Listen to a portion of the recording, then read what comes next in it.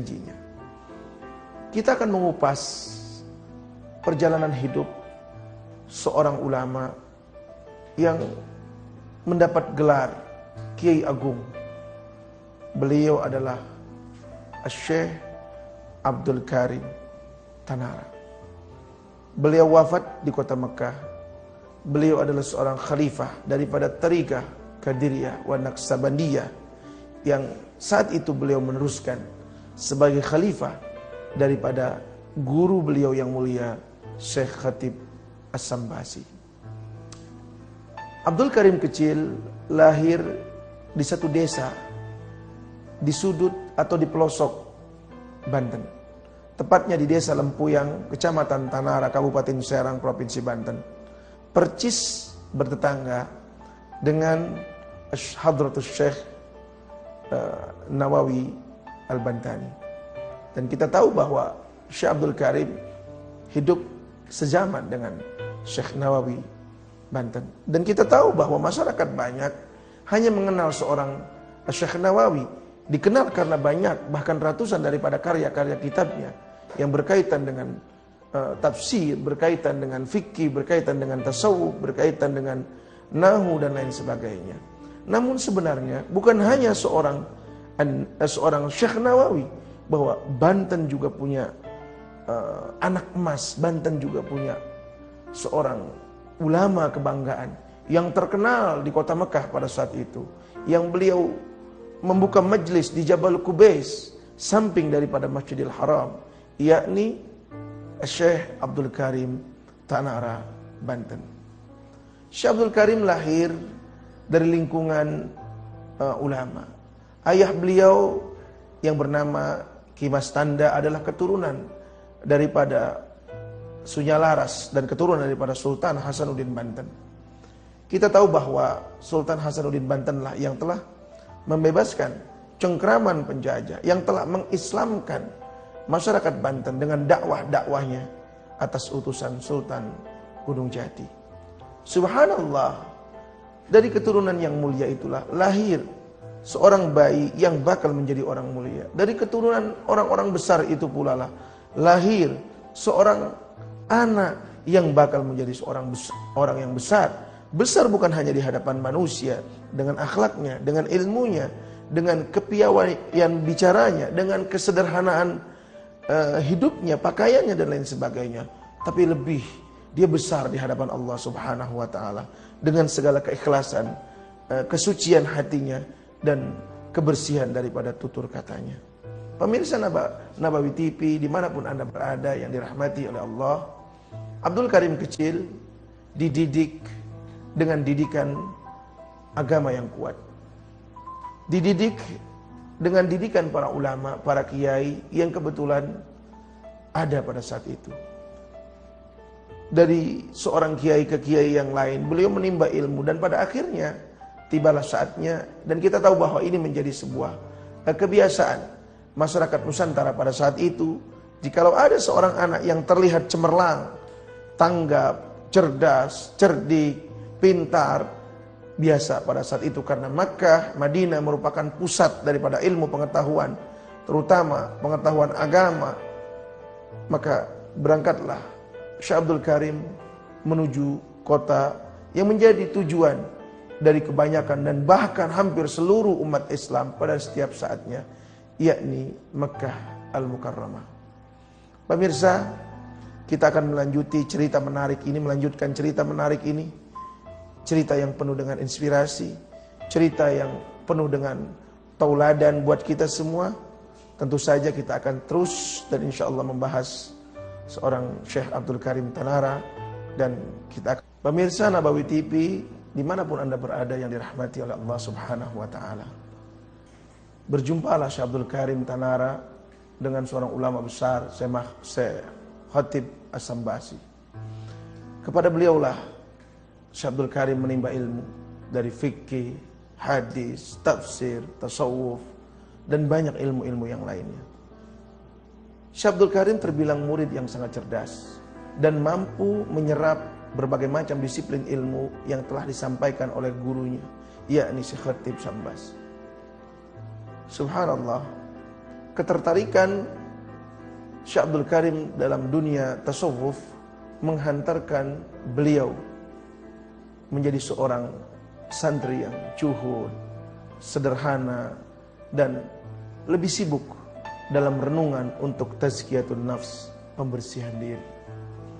Mulailah terkenal dari sekian murid Syekh Khatib Sambas, seorang Abdul Karim, santri kelahiran tahun 1840 Masehi ini, terlihat bakatnya sejak awal dia bertemu dengan sang guru, yakni seorang khalifah, seorang mursyid tariqah Qadiriyah wa Naqsabandiyah, Syekh Khatib As-Sambasi. Selang waktu yang cukup lama, Syekh Abdul Karim menimba ilmu kepada gurunya, dan timbullah atau muncullah panggilan daripada tanah air tercinta, kerinduannya akan tanah air, kerinduannya akan keluarga, menumbuhkan keinginan bertemu dengan mereka, sehingga apa mau dikata, Syekh Abdul Karim pamit kepada sang guru untuk berangkat pulang ke Nusantara. Subhanallah, kepulangan Syekh Abdul Karim disambut oleh masyarakat Tanara pada saat itu. Bahkan kurang lebih selama 40 tahun sebelum wafat daripada sang guru, yakni Syekh Khatib Sambas di kota Mekah, selama 44 tahun itulah Syekh Abdul Karim mengembangkan dakwahnya. Beliau mengajarkan, beliau menyampaikan, beliau menyebarkan daripada tarikah yang beliau dapatkan daripada gurunya tercinta Syekh Khatib Sambas. Dan respon daripada masyarakat Banten pada saat itu, bahkan Jawa Barat, Priangan, itu bukan main. Mulailah dikenal bahwa ada seorang alim besar, seorang santri yang baru pulang dari Makkah Al-Mukarramah dengan membawa tarikah, membawa ajaran sufi daripada Qadiriyah wa Naqsabandiyah, yang bernama Syekh Abdul Karim Tanara. Dan tidak sedikit daripada beliau daripada murid-murid beliau adalah yang bakal menjadi pejuang-pejuang Banten, dan tentu saja memberikan kontribusi yang sangat besar untuk kemerdekaan Republik Indonesia.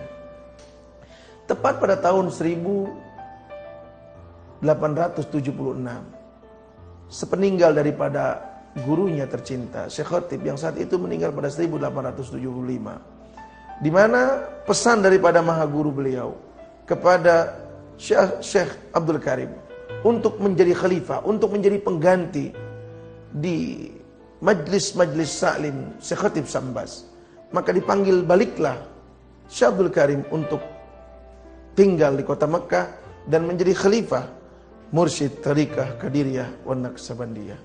Pemirsa Nabawi TV yang dirahmati oleh Allah, kepergian Syekh Abdul Karim ke Tanah Suci untuk yang kedua kali, dan beliau memberikan sebuah isyarah bahwa kemungkinan besar beliau tidak akan pulang lagi ke Indonesia, ke Banten pada khususnya. Ini menimbulkan kesedihan, duka yang sangat dalam, sehingga murid-murid beliau dari seluruh pelosok, kita tahu bahwa salah satu daripada murid beliau adalah Syekh Asnawi Caringin, salah satu daripada murid beliau Mama Falak Pagentongan Bogor, salah satu murid daripada beliau Syekh Tolha Cirebon, yang mendengar bahwa Syekh Abdul Karim akan kembali ke kota Mekah, maka saat itu pula masyarakat berduyun-duyun hendak mengantarkan beliau ke pelabuhan. Dan peristiwa ini dicium oleh para penjajah Belanda dan dikhawatirkan akan menimbulkan pergolakan, akan menjadi momen bangkitnya perjuangan, bangkitnya perlawanan terhadap penjajahan pada saat itu. Maka Syekh Abdul Karim atas perintah, atas intervensi daripada pemerintah penjajah Belanda pada saat itu, mengalihkan perjalanan yang seharusnya melalui pelabuhan Jakarta, melalui Karawaci, Tangerang dan sekitarnya, beliau alihkan, beliau naik perahu dari pelabuhan di Banten sana. Pemirsa Nabawi TV yang dirahmati oleh Allah Subhanahu wa taala, itulah seorang ulama. Di mana beliau hinggap, disitulah beliau menebarkan ilmu. Di mana beliau singgah, disitulah beliau menebarkan manfaat. Dan tentu saja seorang ulama hadir laksana lentera yang menerangi kegelapan. Seorang ulama hadir, ia adalah laksana juru selamat yang akan menyelamatkan manusia minaz zulumati ilan nur, daripada kegelapan menuju cahaya hidayahnya Allah Subhanahu wa ta'ala. Takdir Allah bahwa Syekh Abdul Karim ditentukan untuk tinggal di kota Mekah, dan tentu saja bahwa ilmu-ilmu beliau tuangkan bukan berbentuk tulisan sebagaimana Syekh Nawawi Banten, sebagaimana Syekh Abdul Samad Al-Palembangi, sebagaimana ulama-ulama yang lain, tetapi kecenderungan beliau kepada ilmu tasawuf, kecenderungan beliau untuk sibuk mengajarkan ilmu dan tentu saja mengolah batinnya dalam renungan spiritualnya, membawa beliau menjadi seorang yang dikenal dengan arif billah, orang yang begitu dekat dan kenal dengan Allah Subhanahu wa ta'ala. Pemirsa Nabawi TV yang dirahmati oleh Allah, kita akan lanjutkan cerita menarik ini, masih seputar seorang ulama yang punya pengaruh yang sangat besar dalam dunia tariqah, dalam dunia sufi, yang menginspirasi murid-muridnya untuk melawan penjajahan Belanda di Nusantara ini. Kita akan kembali setelah yang satu ini. Abdul Karim Tanara, setelah tinggal beliau membuka majlis, memimpin tariqah, memberikan wejangan nasihat setiap hari, siang dan malam kepada murid-muridnya, subhanallah, kita tahu bahwa hijrahnya beliau daripada Nusantara menuju Mekah, yang pada saat itu Nusantara dalam cengkeraman penjajah, bukan karena beliau takut.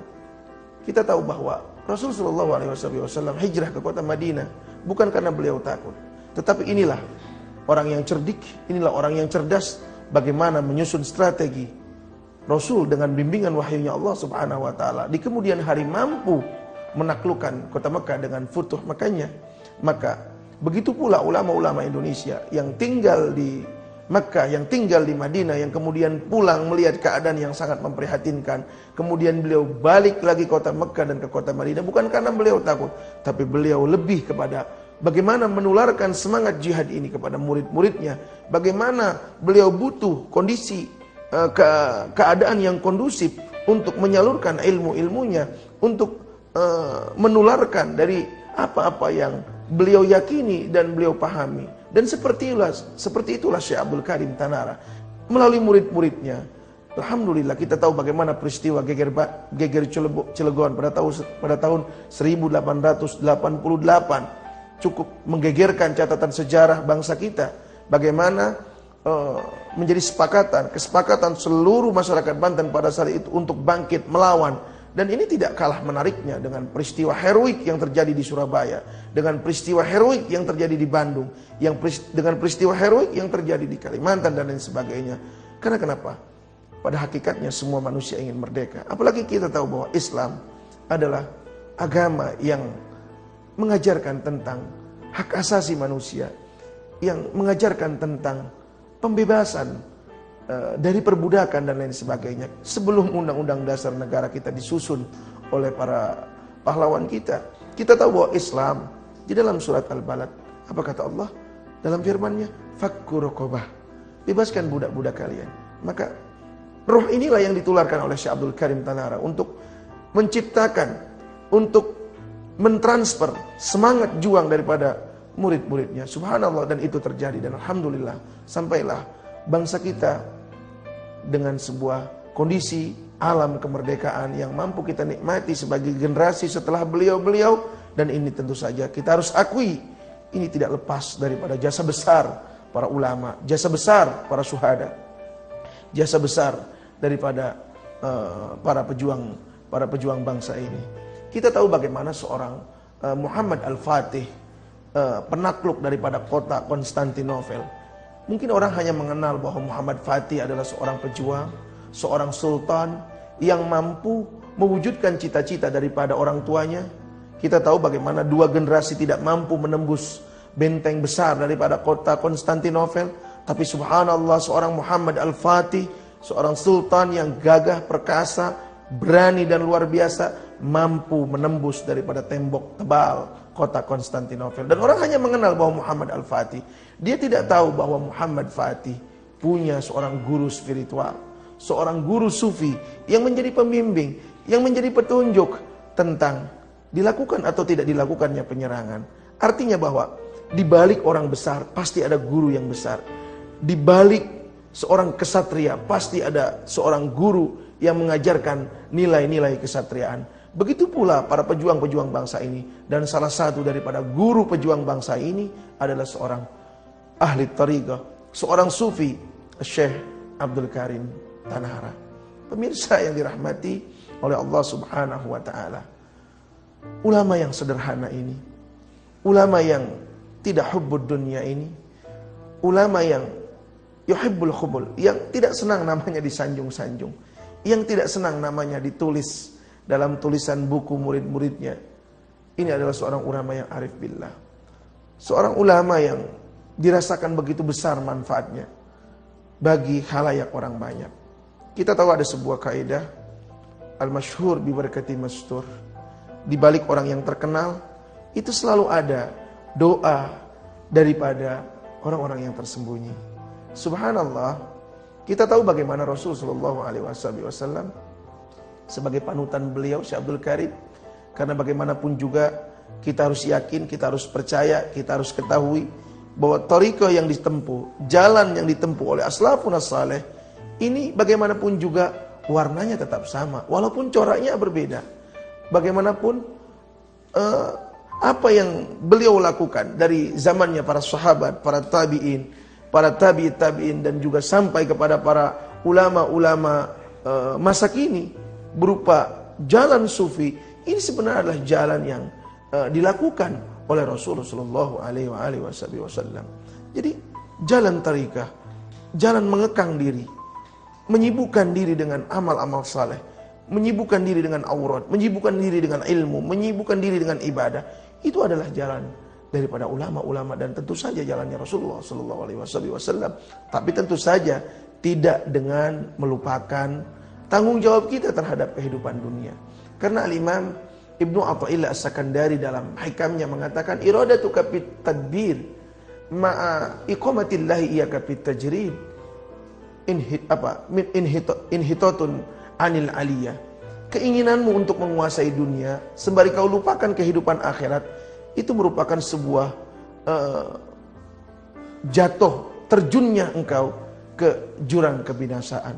Dan sebaliknya, wa iradatuka fit tajrid, keinginanmu untuk menjadi seorang sufi, keinginanmu untuk sibuk dengan kehidupan akhirat, dengan ibadah-ibadah mahdha, wirid dan lain sebagainya, ma'iqamatillah iyyaka fit tadbir. Sementara di lain sisi Allah mengharuskan kita untuk mencari nafkah sebagai kewajiban kita terhadap anak dan istri kita. Jangan lupakan itu, karena kalau itu kita lupakan minas syahwatil khafiyah, itu akan memunculkan, akan menimbulkan syahwat yang tersembunyi.